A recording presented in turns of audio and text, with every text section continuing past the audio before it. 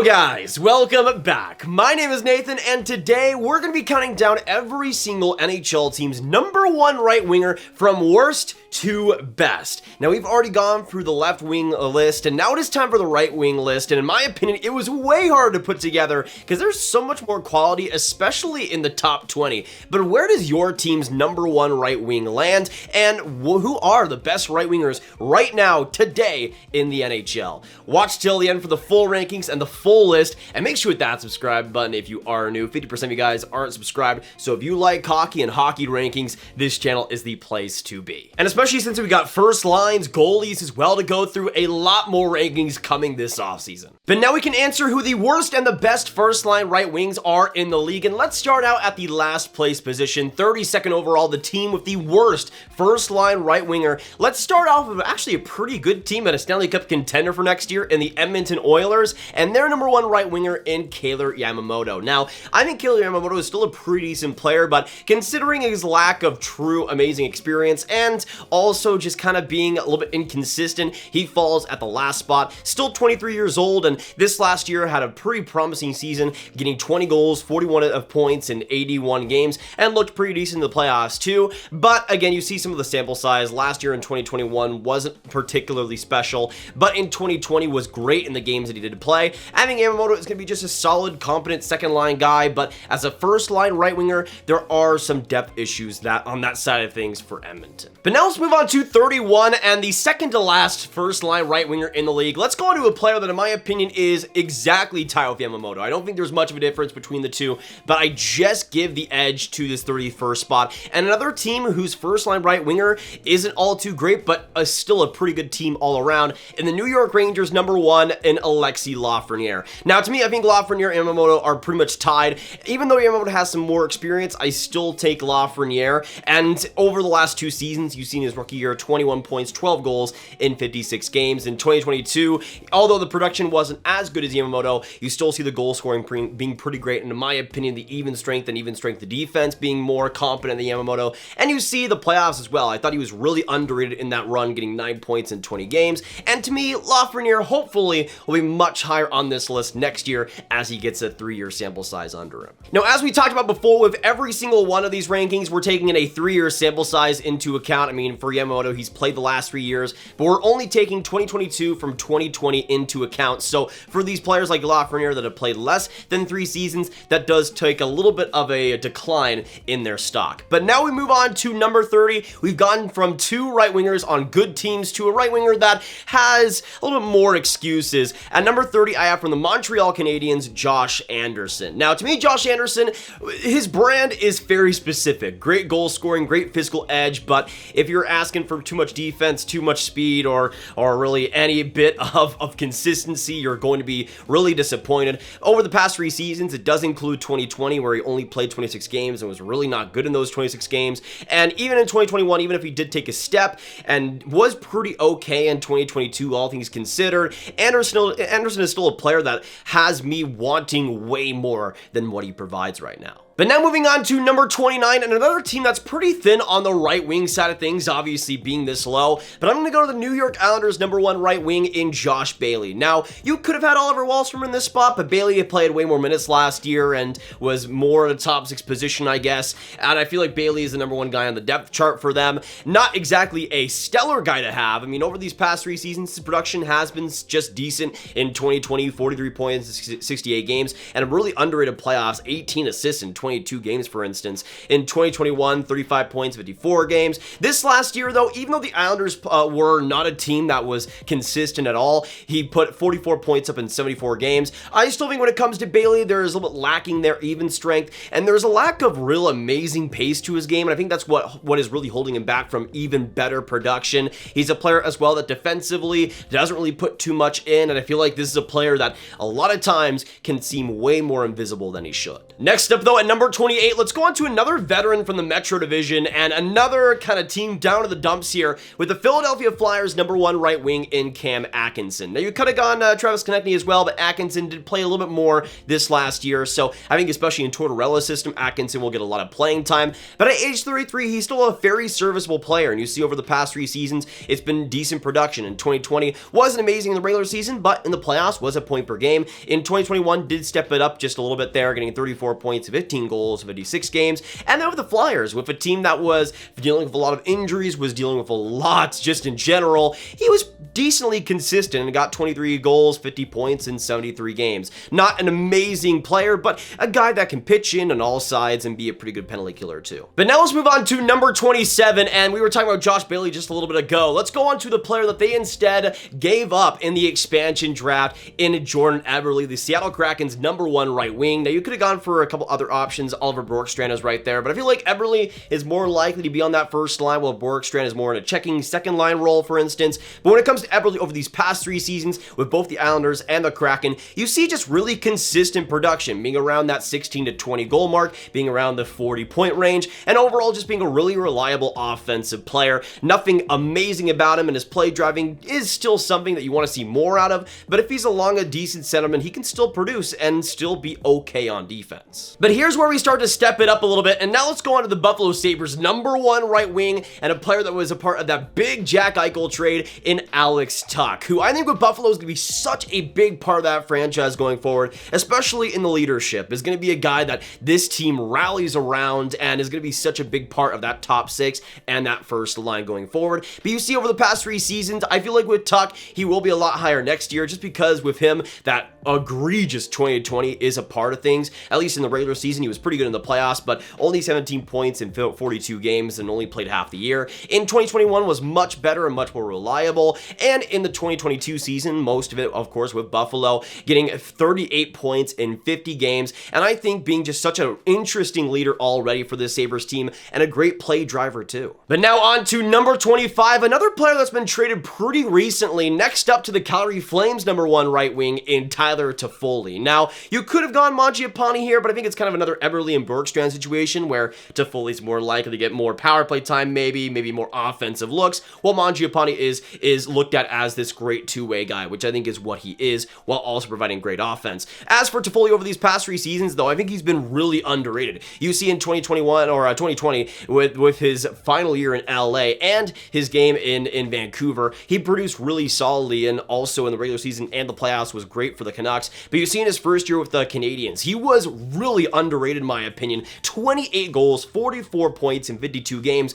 and was great in the playoffs. 14 points in 22 games too. This last year, only played 37 games for the Canadiens at least, and got 26 points there. And for the Flames, it was actually less production overall, but I do think once fully settles in, he'll be a pretty big part of that Flames top 6. Next up, going to a guy that's missed a lot of games over these last 3 years, though, in the St. Louis Blues number 1 right wing in Vladimir Tarasenko, who at age 30 has had a really last 3 years at least, a pretty interesting stint. You see in 2020 only played 10 games in the regular season, was a point per game. You see in 2021 only played 24 regular season games, got 14 points. But this last year, after dealing with all the injuries that he had to go through, was over a point per game, 34 goals, 48 assists, 82 points in 75 games. Now, I think a lot of that was because of the finishing luck being better, him becoming healthier, and really that Blues offense, especially with that top 6 of players like Robert Thomas and Jordan Kyrou coming up huge, really helped Tarasenko's stats. But I do think Tarasenko, especially both the 2020 and 2021 seasons, missing a lot of games, is a reason why he is so low. But now let's move on to number 23, and another player that only really had 1 full year over the past 3 seasons, but for much different reasons,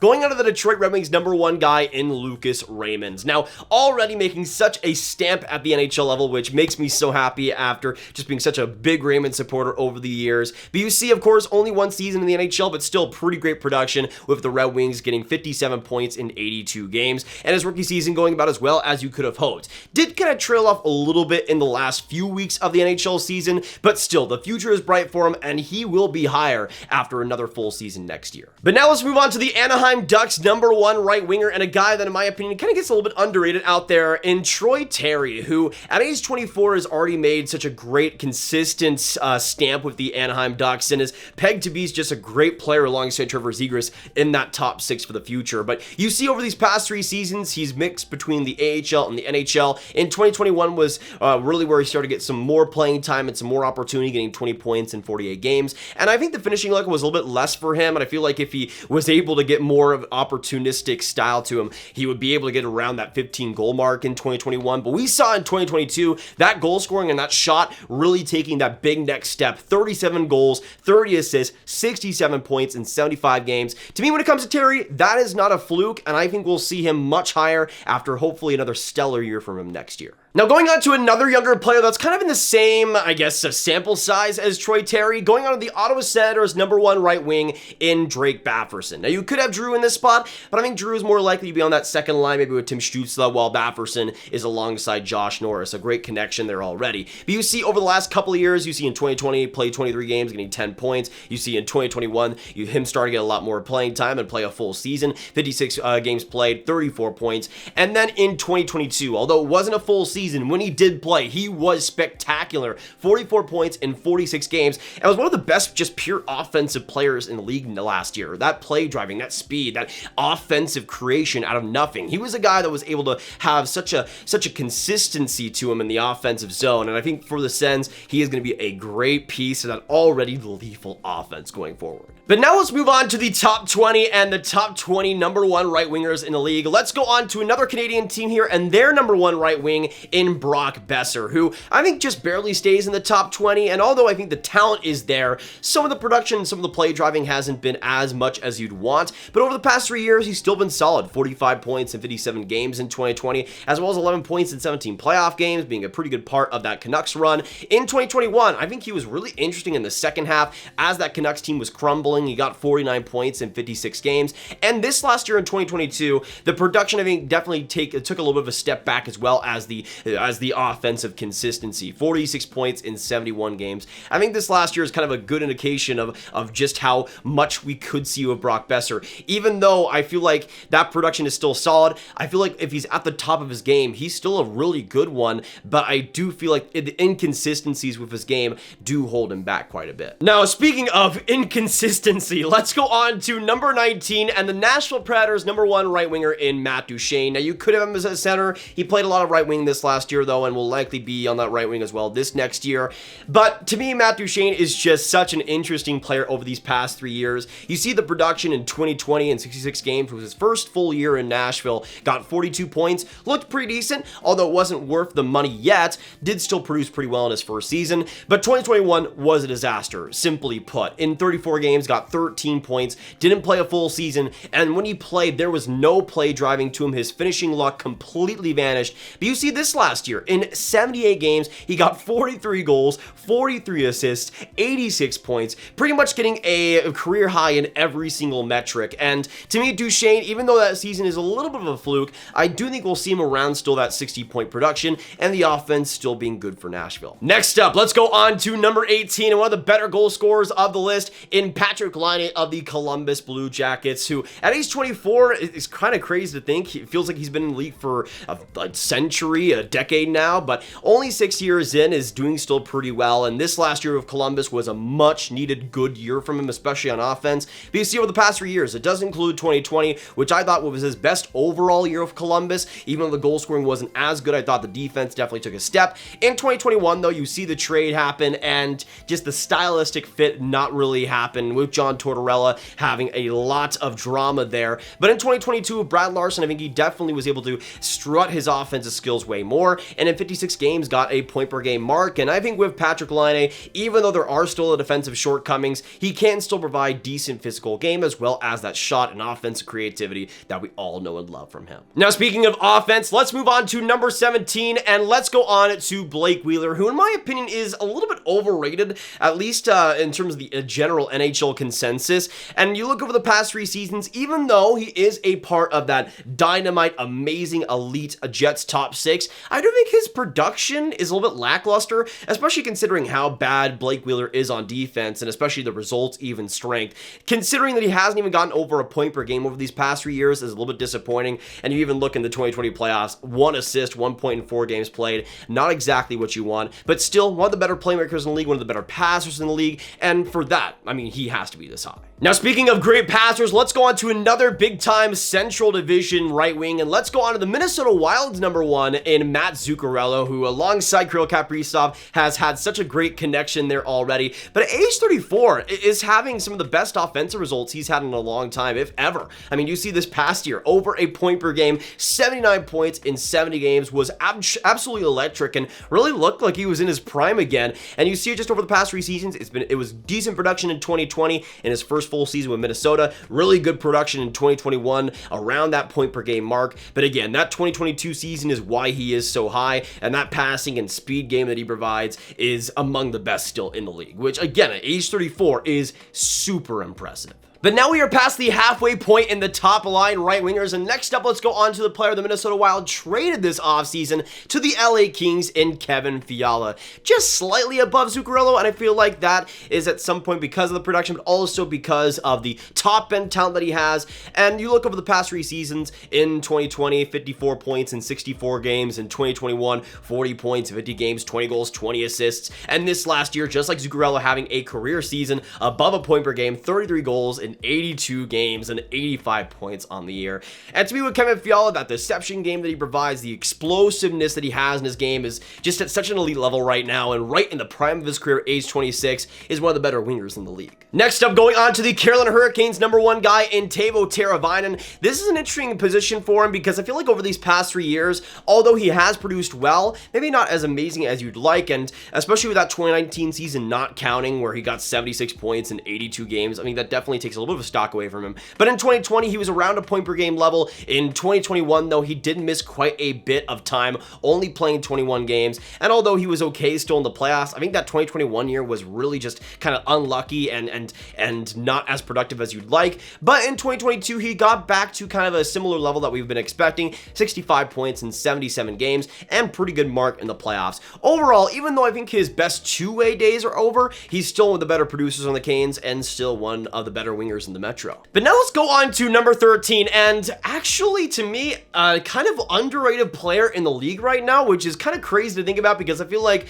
maybe 2 or 3 years ago, this player might have been a lot more overrated. But now I'm going to go to number 13 and the 13th number 1 right wing in Tom Wilson of the Washington Capitals. Now, I've seen some polls, I've seen some rankings out there, and I don't want to put that into my consideration at all, so I don't usually. But I usually see Wilson around maybe the 20 range, 25 range of just pure right wingers, and to me, that's really underrating what Wilson provides to the Caps. You see over the past 3 seasons, 44 points in 68 games in 2020, in 2021, 33 points in 47 games, really good production there, and this last year, 52 points in 78 games in the regular season. And to me, when it comes to Wilson, you also, of course, you have the brand, of course, of that physical, kind of offensive producing game, but to me, I think one underrated aspect of Wilson is the defensive intensity. Although the results might not be there sometimes, he always puts in 110% effort, and to me, that comes in all 3 zones. And to me, I think he's a pretty underratedly complete overall winger, and especially again with that physical edge that he has,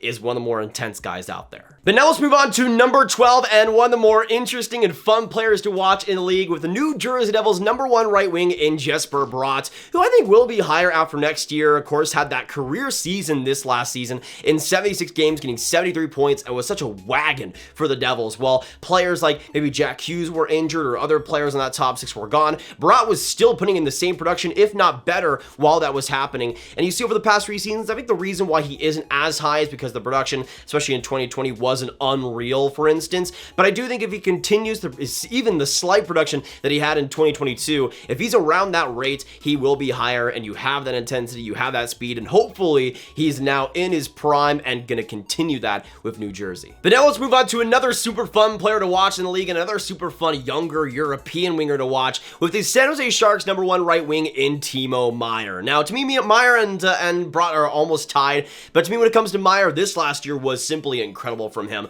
where he got 76 points, 35 goals in 77 games, and especially with this season, it wasn't just the production, it was the play driving that took such a big step, and that defensive game, that physicality, that edge that he always could bring was really starting to fill out this last year. And you see at age 25 and over the past 3 seasons, the production has been decent in 2020 and 2021, but I feel like what really rises him is that 2022 level, and I'm really hoping that continues, because for the Sharks, they're gonna need it. But now we can move on inside the top 10, and coming out of this 10th spot, even though he's one of the more inconsistent players, I would say, in this list, when he is on, he's one of the best out there, with the Arizona Coyotes #1 in Clayton Keller. Now, at age 24, the offensive level and ceiling has already been strut so much, and you see over the past 3 seasons, in 2020, 44 points in 70 games. In 2021, 35 points in 56 games, not as much as you'd like, but you see in 2022, that production really rising, 63 points in 67 games. That goal scoring really taking a big step in a lot of key ways.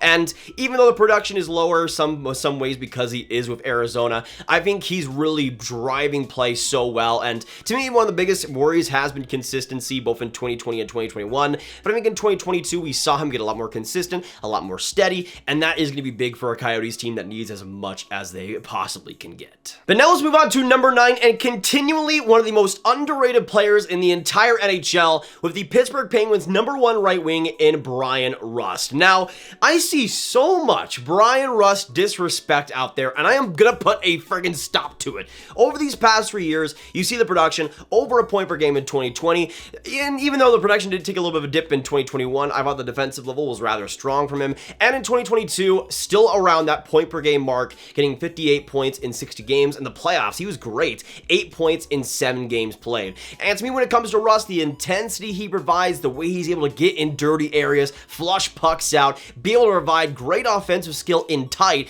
to me, he's a player that brings a lot of dynamic aspects to the game. And you consider production, but also the style and the game that he brings to the Penguins, and he is almost invaluable to them and such a big part of that roster. But now let's move on to another player that I guess is kind of getting a little bit underrated as well. At number 8, I have the Vegas Golden Knights #1 in Mark Stone. Now, here's the thing. He missing a lot of games during the 2022 season hurt him and Vegas. He only played 37 games, got 30 points, and even though the production wasn't as good, I think some of that was because of his finishing ability almost evaporating. Only 9 goals in 37 games, which is rather disappointing for him. But you still see over the past 2 seasons before it, in 2020, 63 points in 65 games and 17 points in 20 playoff games. You see in 2021, over a point per game, 40 assists in 55 games. Absolutely unbelievable. And to me, you combine just one of the best defensive talents of any winger out there. And to me, I still think Stone is an elite winger when healthy. And although 2022 was a season where he missed a lot of time,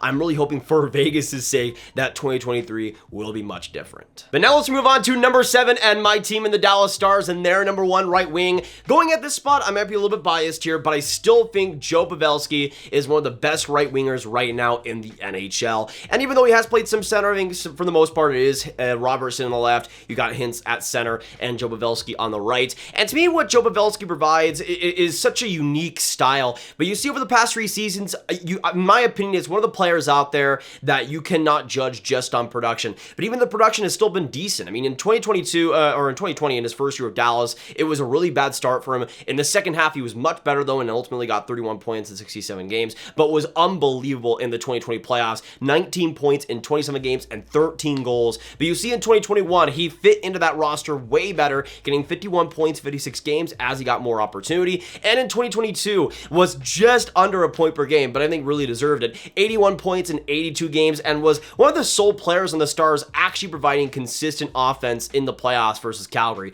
But even with that production, being around a point per game in his time with Dallas, the thing that really separates him is is the defensive results that he has. He's one of the best players defensively, not just for the Stars, but in the Western Conference, in my opinion, especially over these past 2 seasons, where he's been unbelievable in that department, always deflecting passes, always making steady and little tiny plays that push pace forward. And to me, Pavelski, even though he might be maybe one of the lesser players on his line, is still one of the most valuable players in the entire league. Next up, let's go on to number 6, and one of the top right wingers in the league, just outside the top 5. I have for the Florida Panthers their new number 1 right wing in Matthew Tkachuk. Now, I could see Matthew Tkachuk being even higher on the list this next year, but with these past 3 seasons, you see in 2020 under a point per game, in 2021 under a point per game, but this last year truly exploding in every single area. I mean, in 82 games, he got 104 points and 42 goals, but to me, it wasn't just the finishing luck that improved, it was the creativity, it was the drive, it was the effort. He was already one of the better,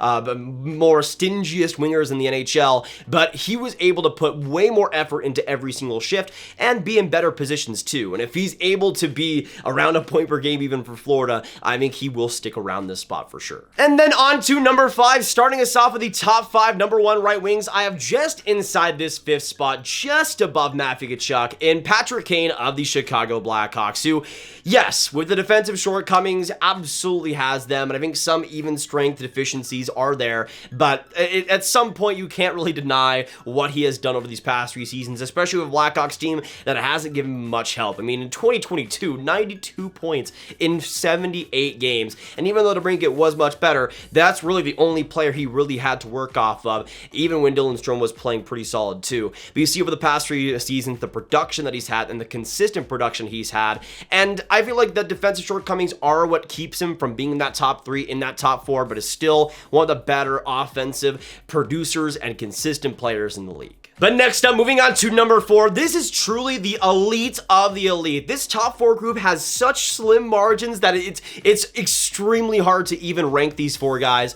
But coming into the 4th spot, I have from the Boston Bruins, their number 1 guy in David Pastrnak. Now at age 26, right in the prime of his career, absolutely playing like it. And you see over these past 3 seasons, he has just been money when he has played. In 2020, 95 points, 48 goals in 70 games, and a point per game in the playoffs. In 2021, a point per game and over a point per game in the 2021 playoffs, and you see this year over a point per game, 40 goals in 72 games. Maybe wasn't as good as you'd like in the 2022 playoffs, but to me, it's just one of the most rock solid, consistent offensive guys when he is healthy, and you can't deny that. Just his son, some of the most electrifying and interesting players to watch, with Pastrnak being so good with the Bruins over these past 3 seasons. But now let's move on to number 3 and the 3rd best number 1 right winger in the NHL, and let's go on to a player that I think would be a little bit higher, maybe even number 1 if he hadn't missed so much time over the past 2 seasons, in Nikita Kucherov of the Tampa Bay Lightning. Now you see at age 29, to me in terms of talent, in terms of when he is healthy, I think he is the best, but the problem is you see over the past 3 seasons, 68 games in 2020 and was amazing there, 34 points in 25 playoff games, but missed the entirety of the 2021 regular season and was still amazing in the playoffs, 32 points in 23 games, but also missed quite a bit of time in the 2022 regular season, only playing 47 games, getting 69 points, very nice, and playing amazingly, and also again playing amazingly in the playoffs. And to me, Kucherov is the best winger, maybe even the best player in the playoffs, at least over these past 3 seasons. But again, the lack of games played, no 2021 regular season, and only half of a 2022 regular season, I think is a reason why he is at number 3. But next up, let's go on to number 2 and the 2nd best number 1 right winger. Let's go on to the Toronto Maple Leafs number 1 guy in Mitch Marner. And to me, Mitch Marner, just in terms of the overall game, has taken so many big steps over these last 3 seasons specifically. You see in 2020, 67 points in 59 games. You see in 2021, 67 points, 55 games. And you see this last year truly becoming one of the best wingers in the NHL, 97 points in 72 games. And above a point per game as well in the 2022 playoffs. I thought one of the better players the Leafs had in that series versus Tampa, as he deservedly should have been. But to me, when it comes to Marner, one of the main reasons why he is this high is because of the defensive effort. He's a really efficient defensive player, and although you may not think he is, he does put quite a bit in the defensive zone and does love to get pucks back and love to gain possession for his team, and that's a really fundamental part of his game. And you combine that with some of the best production of any winger over the past 3 years, and